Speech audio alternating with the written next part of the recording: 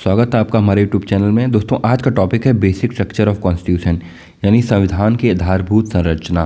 आइए जानते हैं इसके बारे में। दोस्तों, एक सवाल ही बहुत ही बड़ा है, क्या मौलिक अधिकारों में संशोधन किया जा सकता है? क्या फंडामेंटल राइट्स को अमेंड किया जा सकता है? अगर किया जाता है तो कितना अमेंडमेंट किया जा सकता है? क्या पूरे फंडामेंटल राइट को ही हटाया जा सकता है? यही सब सवाल थे जिन्होंने बेसिक स्ट्रक्चर को जन्म दिया, इस डॉक्ट्राइन को जन्म दिया। तो इसके बारे में इसकी हिस्ट्री जानते हैं। दोस्तों, इसकी हिस्ट्री स्टार्ट होती है 1951 से। 1951 में एक केस आता है Shankari Prasad versus Bihar, state of Bihar. दोस्तों, उस समय बिहार सरकार ने एक कानून पास किया, ठीक है, लैंड रिफॉर्म यानी भूमि सुधार का। भूमि सुधार में क्या था कि जिन जमींदारों के पास ज़्यादा ज़मीनें थीं, ठीक है, सरकार उनकी ज़मीनें गरीबों में बांट देती थी।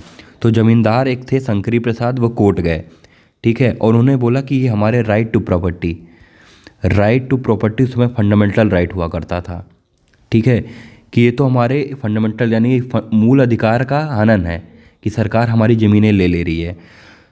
तो सरकार ने क्या किया, इससे बचने के लिए संविधान में संशोधन किया, ठीक है।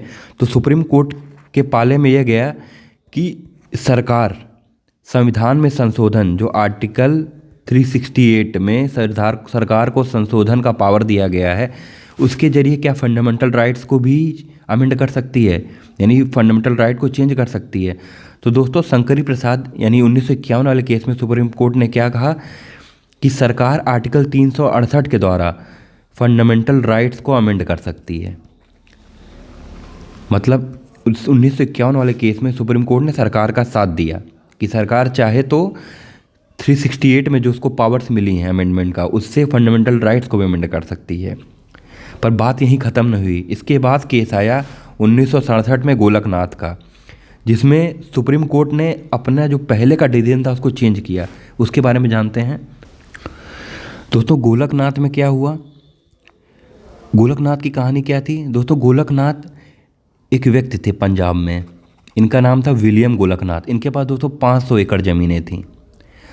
उस समय पंजाब सरकार ने एक कानून लाया कि 60 एकड़ तक ही ज़मीन एक आदमी अपने पास रख सकता है, इससे ज़्यादा जो ज़मीनें हैं सरकार ले लेगी। तो गोलकनाथ फिर सुप्रीम कोर्ट गए और उन्होंने सुप्रीम कोर्ट में गुहार लगाई कि हमारी जो फंडामेंटल राइट है, यानी जो राइट टू प्रॉपर्टी है, ठीक है, इसका ये हनन है। तो उसमें सुप्रीम कोर्ट ने क्या फ़ैसला दिया? दोस्तों, इसमें सुप्रीम कोर्ट ने सरकार के खिलाफ फैसला दिया कि सरकार आर्टिकल 368 में जो पावर मिली है कॉन्स्टिट्यूशन अमेंड करने की, यानी संविधान संशोधन की जो पावर आर्टिकल 368 में सरकार को मिलती है, उससे सरकार फंडामेंटल राइट्स को अमेंड नहीं कर सकती है, यानी फंडामेंटल राइट्स अमेंड नहीं किए जा सकते हैं। गोलकनाथ में सुप्रीम कोर्ट ने बोला। पर शंकरी प्रसाद में क्या बोला था कि अमेंड कर सकती है, 67 में बोला कि नहीं कर सकती। तो अभी क्या इस पे राय है? तो ये अगले केस केशवानंद भारती केस में इसके बारे में फाइनल डिसीजन पे मुहर लगी। तो दोस्तों, मैंने पिछले स्लाइड में बताया कि 1967 के गोलकनाथ के केस में सुप्रीम कोर्ट ने सरकार के खिलाफ दिया, यानी कि फंडामेंटल राइट को अमेंड नहीं कर सकते, ठीक है। तो इससे बचने के लिए इंदिरा गांधी की सरकार ने उस समय 24वां संविधान संशोधन लाया, 24th कॉन्स्टिट्यूशन अमेंडमेंट लाया। और इस संविधान संशोधन में क्या बोला कि सरकार कुछ भी अमेंड कर सकती है, ठीक है। इसके बाद टाइम आगे बढ़ता है, 1973 आता है। इसमें केशवानंद भारती, ठीक है, केशवानंद भारती, ये केरल राज्य के एडनीर मठ, एक मठ था एडनीर, ठीक है, एडनीर। तो उस समय केरल सरकार ने कानून लाया था कि जो मठों के पास ज़्यादा ज़मीन है वो सरकार ले लेती थी। तो केशवानंद भारती इस मठ के थे, इन्होंने सुप्रीम कोर्ट में याचिका दायर की, वही सेम कि हमारी राइट टू प्रॉपर्टी का ये हनन है, सरकार हमसे छीन रही है। दोस्तों, उस केस में सुप्रीम कोर्ट की 13 बेंच यानी 13 जजों की बेंच बैठी, ठीक है, और उन्होंने 7-6 से यह फैसला दिया कि सरकार संशोधन कर सकती है, यानी फंडामेंटल राइट्स का संशोधन हो सकता है। पर उन बेसिक स्ट्रक्चर जो है, यानी जो संविधान का मूलभूत संरचना है, उसके साथ छेड़छाड़ नहीं हो सकता। यानी बेसिक स्ट्रक्चर जो डॉक्ट्राइन है 1973 के केशवानंद भारती जजमेंट में आया, यानी ये पॉइंट बहुत इंपॉर्टेंट हो जाएगा। ठीक है दोस्तों, याद रखिए केशवानंद भारती जजमेंट में बेसिक स्ट्रक्चर आया और ये एडनीर मठ के थे। एग्जाम में इस पे भी सवाल आते हैं। आगे बढ़ते दोस्तों, अभी वो जो मैंने तो आपको समझाया वही देखिए स्लाइड में है। शंकरी प्रसाद वाले केस में सुप्रीम कोर्ट ने क्या बोला कि पावर है फंडामेंटल राइट को अमेंड करने का, यानी पूर्ण शक्ति है। शंकरी प्रसाद के केस में सुप्रीम कोर्ट ने बोला। पर नेक्स्ट केस यानी जो गोलकनाथ का केस है उसमें सुप्रीम कोर्ट ने क्या बोला कि नहीं कर सकती है। ये गोलकनाथ का केस है 1967 में। ठीक है, कि सीमित शक्ति नहीं रखती है चेंज करने की।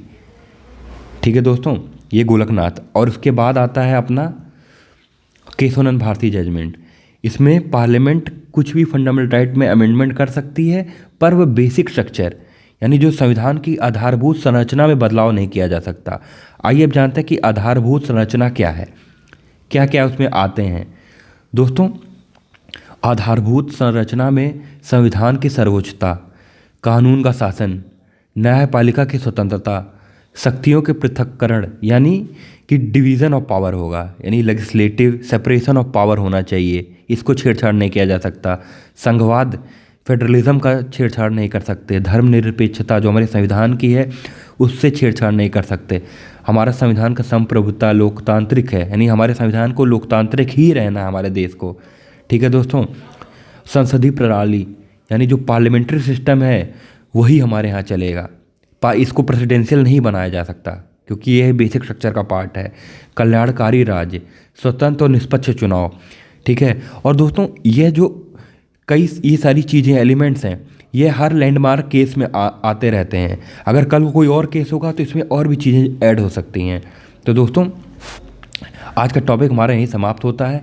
हमने आज के टॉपिक में संविधान की जो आधारभूत संरचना है यानी बेसिक स्ट्रक्चर है, क्यों आया, क्यों इसकी ज़रूरत पड़ी, इसको हमने चर्चा की। आखिरी में इसके हम लोग एक रिवीजन कर लेते हैं एक स्लाइड में कि कैसे ये आया। तो सबसे पहले 1951 आता है। 1951 में शंकरी प्रसाद का केस आता है। ठीक है, इसमें सुप्रीम कोर्ट ने क्या बोला कि फंडामेंटल राइट्स को छीना जा सकता है, अमेंड किया जा सकता है। ठीक है, फिर 1967 आता है।